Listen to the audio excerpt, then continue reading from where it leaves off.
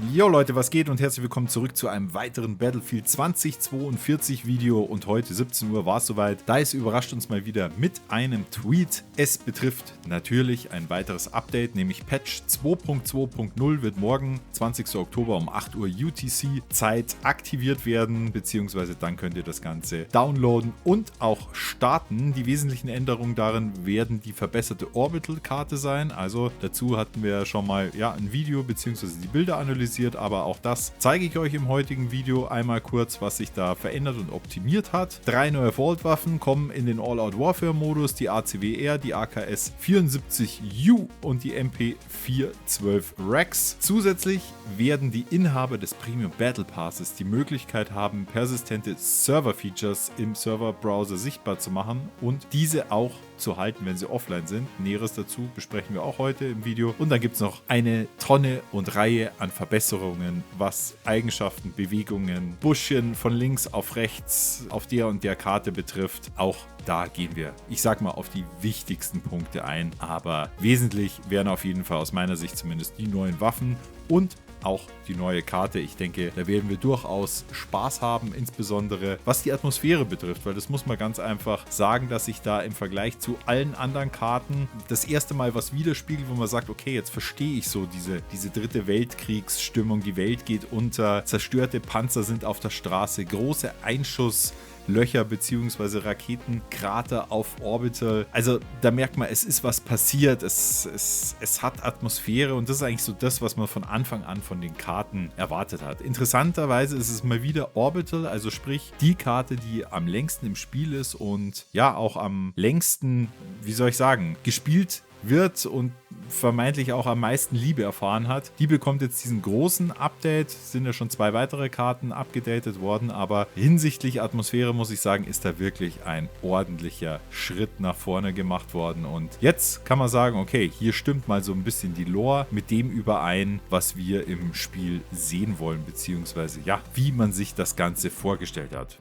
Oder wie seht ihr das? An der Stelle sehr, sehr gerne mal eure Meinung in die Kommentare. Und bevor wir jetzt zum nächsten Thema, nämlich den Waffen kommen, möchte ich die Zeit ganz gerne mal für ein bisschen Eigenwerbung nutzen. Werbung in eigener Sache, wie so andere an der Stelle sagen würden. Und zwar habe ich mich entschlossen, für euch auf meinem Channel die Mitglieder, also die Kanalmitgliedschaften zu aktivieren. Es entsteht hier überhaupt kein Nachteil für Leute, die diese Kanalmitgliedschaft nicht aktivieren werden. Das war mir ganz wichtig, dass ich da niemanden von Content oder erweiterten Dingen ausschließen möchte. Nichtsdestotrotz habe ich mehrere Level eingezogen, die sich mehr oder minder in einer Erwähnung, sei es in der Videobeschreibung, sei es in der Endcard meiner Videos, um einfach eure Unterstützung dazu zu zeigen, widerspiegeln. Einzige Ausnahme ist die letzte Stufe, die sich so ein bisschen in die Kooperationsreihe bzw. Anfragen habe oder richtet, weil ich da einfach relativ viel zur Zeit habe. Ich sage immer so, ja,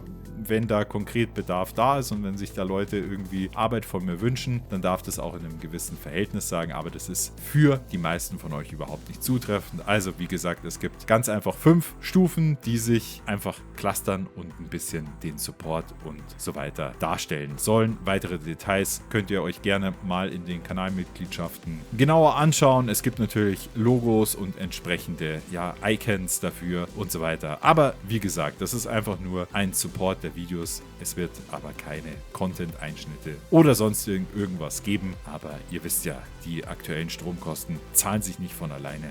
Und deswegen freue ich mich natürlich auch an der Stelle, wenn das ein oder andere Abonnement Abonnement ist es ja bei Twitch und hier sprechen wir von Kanalmitgliedschaft und auch hier ein ganz interessanter Hinweis, da versuche ich auch gerne transparent zu sein. Der Share von dieser Kanalmitgliedschaft ist 70-30 im Gegensatz zu einem Twitch-Sub, der ja nur bei 50-50 liegt. So, genug der Eigenwerbung und damit zurück zum eigentlichen Content, nämlich den neuen bzw. alten Waffen, die wir ins Spiel bekommen. Und zwar sind es die Vault-Waffen, vorrangs schon genannt. Die ACWR aus Battlefield 3 wird mit reinkommen, also die schaltet ihr frei, wenn ihr entweder im Portal-Modus die Waffe schon spielt oder eben mit der M5A3 im All-Out-Warfare-Modus 100 Kills und 20 Kopfschuss-Kills mit diesem Sturmgewehr macht. Selbiges Prinzip bei der AKS Modus 74U, also entweder im Portal-Modus mit der Waffe oder im regulären Modus mit der AM40, 100 Kills und 8 Kills mit Sturmgewehren aus einer Entfernung von 25 Metern oder weniger in einer Runde zu machen. Ich denke, das bekommt man aber auch hin.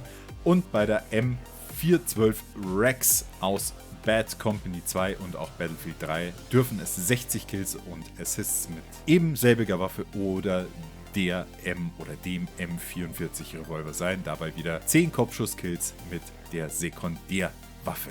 Also, da glaube ich, bin ich mal gespannt. Neue oder beziehungsweise alte historische Waffen sind auf jeden Fall immer mal was man im Game gerne sehen möchte. Und auch an der Stelle, ja, freue ich mich drauf und bin mal gespannt, ob sich da mal wieder im Verhältnis zu den anderen Waffen dann Richtung Balancing was verändern wird. Dann kommen wir zu einem wichtigen Community-Punkt und zwar zu den persistenten Servern. Und vielleicht da mal kurz vorab zur Aufklärung, was ist denn überhaupt ein persistenter Server? Das bedeutet ganz einfach gesprochen, dass diese Server eben nicht verschwinden, wenn ihr die Lobby verlasst oder wenn keiner mehr auf dem Server drauf ist, sondern der bleibt bis zu 7 Tage eben im Server-Browser noch aktiv. Und das Ganze ist jetzt allerdings nur für Premium Battle Pass Nutzer, die können einen aktiven Server pro Konto eben hosten. Und sollte dieser Server auch genutzt werden, also der erlischt erst nach 7 Tagen, wenn er eben nicht genutzt wird, dann bleibt er natürlich auch dauerhaft im Game. Also, das ist was ich denke, viele von euch oder von uns schon von Anfang an für das Game gewünscht haben. Das kommt jetzt auf jeden Fall endlich ins Spiel. Weitere Eigenschaften, ihr könnt Crossplay aktivieren, ihr könnt Spieler erlauben, dem Server zu folgen, ihr könnt Begrüßungs- und Übereinstimmungsnachricht quasi festlegen, ihr könnt einen Passwortschatz für den Server machen und ihr könnt auch sonstige verwaltende Aktionen, so wie es aus dem Portal-Design quasi schon gewohnt seid, da auch mit einbringen. Also ich denke, da kann man jetzt auch wirklich mehr nutzen an der Stelle.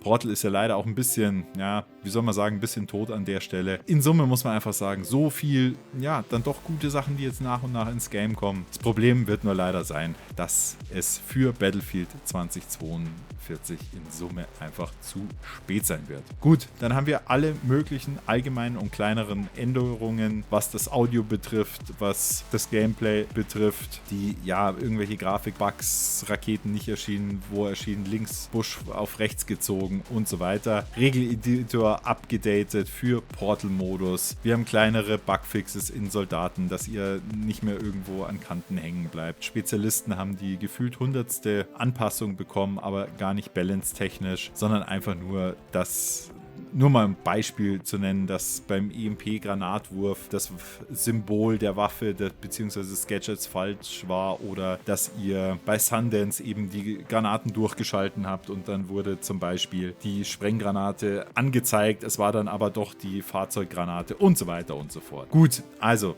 auch da wird es einiges an Verbesserungen geben. Die Karten sind hinsichtlich Texturen, auftauchender Wände, weißer leerer Wände und so weiter. Und wie gesagt, die Büschchen von links auf rechts geschoben, optimiert worden. Also überall kleinere Verbesserungen, kleinere Updates. Ich denke, so krass wird man das im Spiel selber wahrscheinlich nicht merken. Nichtsdestotrotz ist auf jeden Fall Bewegung dran und ich würde sagen, ich freue mich auf jeden Fall drauf. Ich probiere das Ganze sehr, sehr gerne. Ich hoffe mal, muss mal sehen, wie ich es morgen Abend hinbekomme oder für euch wahrscheinlich heute Abend. Wenn ihr das, oder es kommt darauf an, wann ihr das Video seht, dann freue ich mich auf jeden Fall, die Dinge mit euch gemeinsam im nächsten Stream dann auch durchzutesten. Und ja, let's see, würde ich sagen. Bewegung ist drin, es wird sich mit Sicherheit auch wieder ein bisschen was verbessert haben und ich freue mich darauf, das Ganze mit euch abzutesten. Und dementsprechend würde ich sagen, packt mir sehr gerne eure Meinung in die Kommentare und wir sehen uns auf jeden Fall zum nächsten Video oder auch zum nächsten Livestream. Bis dahin, haltet die Ohren steif und bis dann,